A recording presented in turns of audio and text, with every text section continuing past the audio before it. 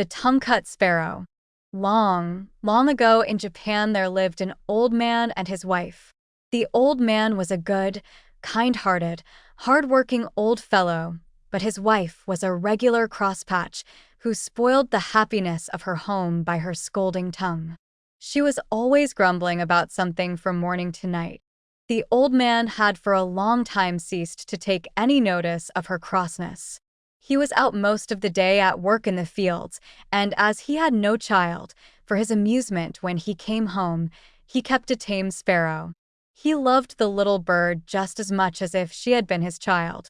When he came back at night after his hard day's work in the open air, it was his only pleasure to pet the sparrow, to talk to her and to teach her little tricks, which she learned very quickly. The old man would open her cage and let her fly about the room, and they would play together. Then, when supper time came, he always saved some tidbits from his meal with which to feed his little bird. Now one day the old man went out to chop wood in the forest, and the old woman stopped at home to wash clothes. The day before, she had made some starch, and now when she came to look for it, it was all gone. The bowl which she had filled full yesterday was quite empty.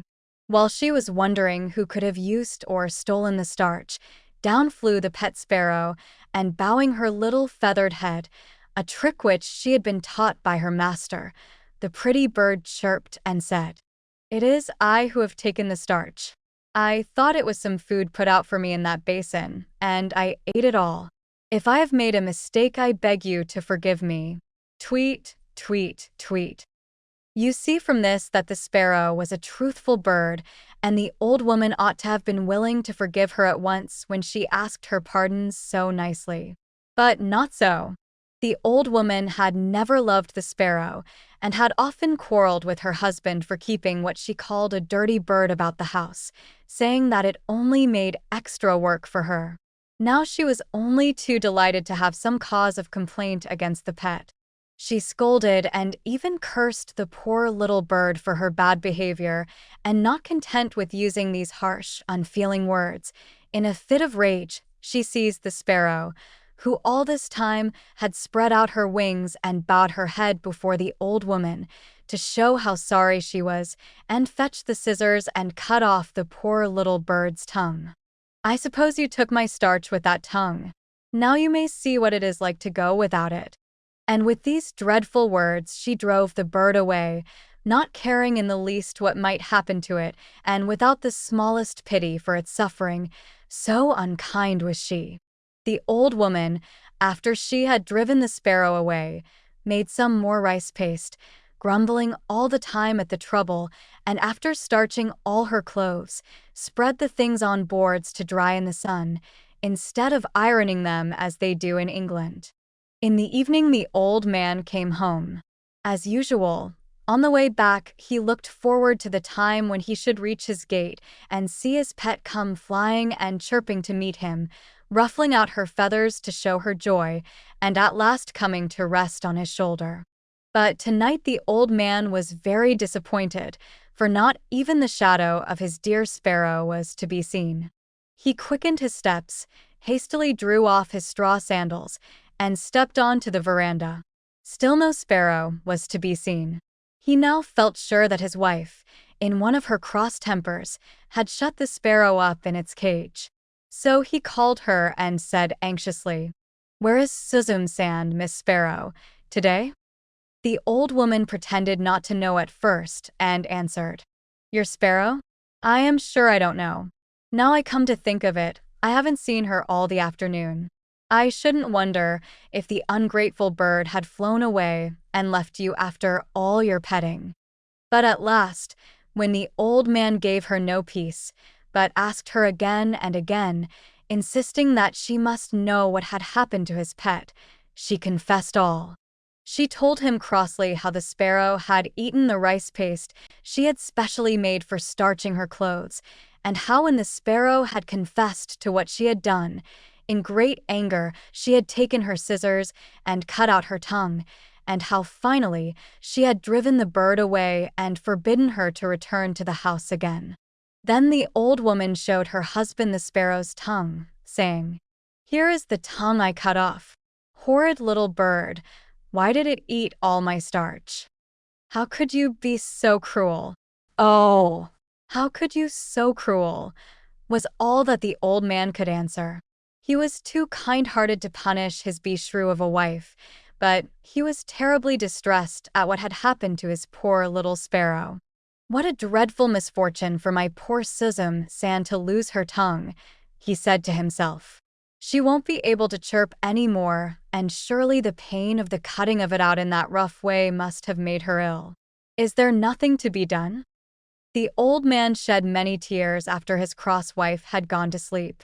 While he wiped away the tears with the sleeve of his cotton robe, a bright thought comforted him. He would go and look for the sparrow on the morrow. Having decided this, he was able to go to sleep at last. The next morning he rose early, as soon as ever the day broke, and snatching a hasty breakfast, started out over the hills and through the woods, stopping at every clump of bamboos to cry, "Where, oh where does my tongue-cut sparrow stay? Where, oh where, does my tongue-cut sparrow stay?" He never stopped to rest for his noonday meal, and it was far on in the afternoon when he found himself near a large bamboo wood. Bamboo groves are the favorite haunts of sparrows, and there sure enough at the edge of the wood he saw his own dear sparrow waiting to welcome him. He could hardly believe his eyes for joy, and ran forward quickly to greet her. She bowed her little head and went through a number of the tricks her master had taught her, to show her pleasure at seeing her old friend again, and, wonderful to relate, she could talk as of old. The old man told her how sorry he was for all that had happened, and inquired after her tongue, wondering how she could speak so well without it. Then the sparrow opened her beak and showed him that a new tongue had grown in place of the old one, and begged him not to think any more about the past, for she was quite well now. Then the old man knew that his sparrow was a fairy and no common bird. It would be difficult to exaggerate the old man's rejoicing now. He forgot all his troubles, he forgot even how tired he was, for he had found his lost sparrow, and instead of being ill and without a tongue as he had feared and expected to find her, she was well and happy and with a new tongue, and without a sign of the ill treatment she had received from his wife. And above all, she was a fairy. The sparrow asked him to follow her, and flying before him, she led him to a beautiful house in the heart of the bamboo grove. The old man was utterly astonished when he entered the house to find what a beautiful place it was. It was built of the whitest wood. The soft cream-colored mats which took the place of carpets were the finest he had ever seen, and the cushions that the sparrow brought out for him to sit on were made of the finest silk and crepe. Beautiful vases and lacquer boxes adorned the tokonoma, one of every room. The sparrow led the old man to the place of honor, and then, taking her place at a humble distance, she thanked him with many polite bows for all the kindness he had shown her for many long years. Then the Lady Sparrow, as we will now call her, introduced all her family to the old man. This done, her daughters, robed in dainty crepe gowns, brought in on beautiful old-fashioned trays a feast of all kinds of delicious foods, till the old man began to think he must be dreaming. In the middle of the dinner, some of the sparrow's daughters performed a wonderful dance, called the Suzumodori, or the sparrow's dance, to amuse the guest. Never had the old man enjoyed himself so much. The hours flew by too quickly in this lovely spot, with all these fairy sparrows to wait upon him and to feast him and to dance before him. But the night came on, and the darkness reminded him that he had a long way to go and must think about taking his leave and return home. He thanked his kind hostess for her splendid entertainment and begged her for his sake to forget all she had suffered at the hands of his cross old wife. He told the Lady Sparrow that it was a great comfort and happiness to him to find her in such a beautiful home and to know that she wanted for nothing. It was his anxiety to know how she fared and what had really happened to her that had led him to seek her. Now he knew that all was well, he could return home with a light heart. If ever she wanted him for anything, she had only to send for him, and he would come at once. The Lady Sparrow begged him to stay and rest several days and enjoy the change, but the old man said he must return to his old wife, who would probably be cross at his not coming home at the usual time, and to his work, and therefore, much as he wished to do so, he could not accept her kind invitation. But now that he knew where the Lady Sparrow lived, he would come to see her whenever he had the time. When the Lady Sparrow saw that she could not persuade the old man to stay longer, she gave an order to some of her servants, and they at once brought in 2 boxes, one large and the other small. These were placed before the old man, and the Lady Sparrow asked him to choose whichever he liked for a present, which she wished to give him. The old man could not refuse this kind proposal, and he chose the smaller box, saying, "I am now too old and feeble to carry the big and heavy box. As you are so kind as to say that I may take whichever I like, I will choose the small one, which will be easier for me to carry." Then the sparrows all helped him put it on his back and went to the gate to see him off, bidding him goodbye with many bows and entreating him to come again whenever he had the time. Thus the old man and his pet sparrow separated quite happily, the sparrow showing not the least ill will for all the unkindness she had suffered at the hands of the old wife. Indeed, she only felt sorrow for the old man who had to put up with it all his life. When the old man reached home, he found his wife even crosser than usual, for it was late on in the night, and she had been waiting up for him for a long time. "Where have you been all this time?" she asked in a big voice. "Why do you come back so late?" The old man tried to pacify her by showing her the box of presents he had brought back with him, and then he told her of all that had happened to him and how wonderfully he had been entertained at the sparrow's house. "Now let us see what is in the box," said the old man, not giving her time to grumble again. "You must help me open it." And they both sat down before the box and opened it. To their utter astonishment, they found the box filled to the brim with gold and silver coins and many other precious things. The mats of their little cottage fairly glittered as they took out the things one by one and put them down and handled them over and over again. The old man was overjoyed at the sight of the riches that were now his. Beyond his brightest expectations was the sparrow's gift, which would enable him to give up work and live in ease and comfort the rest of his days. He said, "Thanks to my good little sparrow. Thanks to my good little sparrow," many times. But the old woman, after the first moments of surprise and satisfaction at the sight of the gold and silver were over, could not suppress the greed of her wicked nature. She now began to reproach the old man for not having brought home the big box of presents, for in the innocence of his heart he had told her how he had refused the large box of presents which the sparrows had offered him, preferring the smaller one because it was light and easy to carry home. "You silly old man," said she, "why did you not bring the large box? Just think what we have lost. We might have had twice as much silver and gold as this." "You are certainly an old fool," she screamed, and then went to bed as angry as she could be. The old man now wished that he had said nothing about the big box, but it was too late. The greedy old woman, not contented with the good luck which had so unexpectedly befallen them and which she so little deserved, made up her mind, if possible, to get more. Early the next morning she got up and made the old man describe the way to the sparrow's house. When he saw what was in her mind, he tried to keep her from going, but it was useless. She would not listen to one word he said. It is strange that the old woman did not feel ashamed of going to see the sparrow after the cruel way she had treated her in cutting off her tongue in a fit of rage. But her greed to get the big box made her forget everything else. It did not even enter her thoughts that the sparrows might be angry with her, as, indeed, they were and might punish her for what she had done.